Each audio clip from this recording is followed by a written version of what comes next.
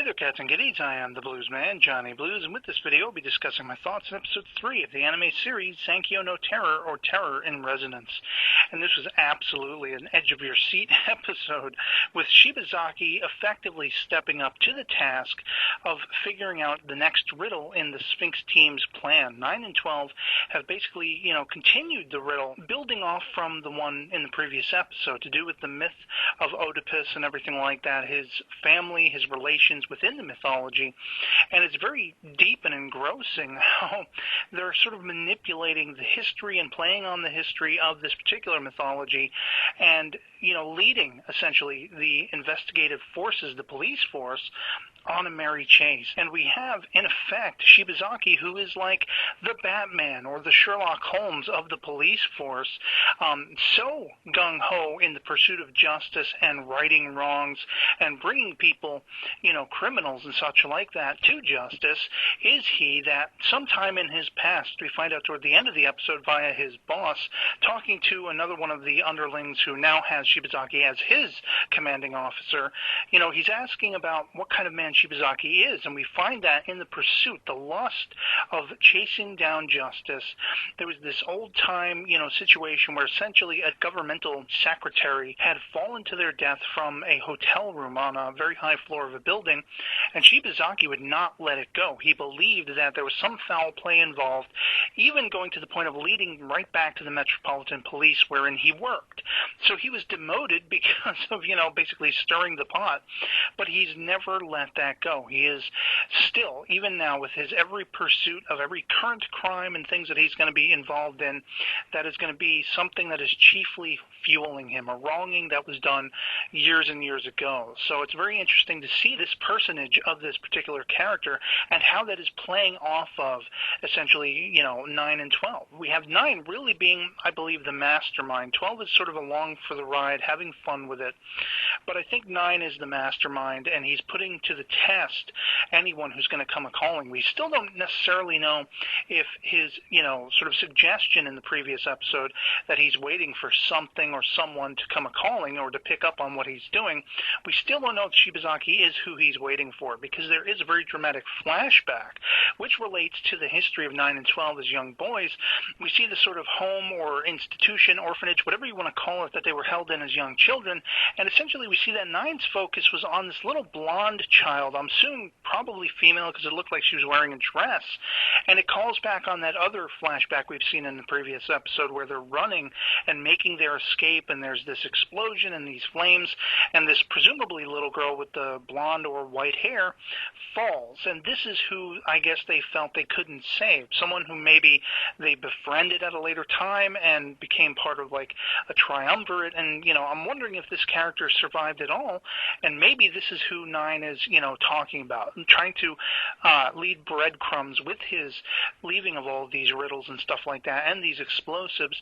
Maybe he's trying to reconnect with this person, believing her not to necessarily be dead. Or if it's just that he's leading the police on a merry chase and trying to find a worthy adversary within the investigative forces.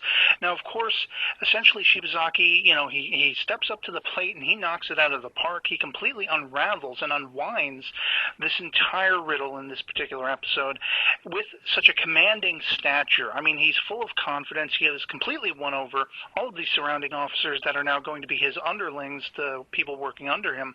But now we have a thorough foil, the good versus the bad, and there are shades of gray, so you're not exactly sure, is there some purpose that 9 and 12 are trying to live up to? Is there some end goal that they have, or are they just wreaking havoc? Men who essentially just want to watch the world burn, like the Joker from The Dark Knight. And so it was really awesome to see. It all happened live. Essentially, the investigative forces, the bomb squad, and all those kinds of things, they were wearing hazmat suits, which 9 and 12 pick up on, meaning that they conclude, rather successfully, Shibazaki and the police have figured out they were the ones who stole the plutonium, going back to the prologue of episode 1, and that this, whole bomb-going experiment, whatever it is that they're doing or trying to do, Sphinx, this group of 9 and 12, it all leads back to that. There's an origin that signifies. And, we're seeing beyond that, much further back with these flashbacks and everything like that. So the mysteries are just compelling compounded at this point as to why 9 and 12 are doing this. What is the purpose? What is the end goal? And with Shibazaki now being a stoic man of great resolve and a great passion to see justice brought forth. I mean, he basically threatens point blank the Sphinx duo across that live on camera, situation. You do this again, you keep this up, and you're going to make me one hell of an angry person, and I'm coming for you. I'm gunning for you. And so to have, cojones that big, oh yes, the game is thoroughly afoot in this series. And then, of course, you have the added aspect of Lisa. We're seeing bits and pieces of her character as well as her home life, and it seems like her mother is one hell of an obsessive-compulsive psycho, basically texting her over and over and over again and, shaking her violently, asking her where she's been, trying to keep her locked up in the home. Finally, it seems in this episode, Lisa has had enough. I mean, even going to the point of seeking solace through the connection information on her phone, her mobile device, to 9 and 12, I believe, is what the indication was, trying to hopefully find somewhere to run away to. And that's interesting because her character is basically being lined up to potentially fall right in line with what 9 and 12 are doing to escape this hardship and this just psycho living condition that she has. And again, we're seeing bits and pieces of this. We're seeing, from going back to episode 1, that she's very easily bullied and she very much wants to be left alone. And I'm just hoping her character is not a tragic story yet to unfold, that maybe, in the end she will find herself brought into the middle of the thick of all this trouble, but hopefully her story will also end on a higher note. It'll be interesting to see how this unfolds, playing off of this multi-tiered relationship between 9 and 12 and Sphinx and Shibazaki and her and them and everything like that. Because it seems like 9 has interest in her, but not along the same lines as 12 does. 12 is very much, more having fun with it, thinking about eventually killing her and not trying to get too close to her, as he says through his discussion with 9 in this episode. And we see that 9 is somewhat concerned about that based on his expression looking at 12 when 12 says, I'm not going to get too close because it'll just end up hurting that much more in the end.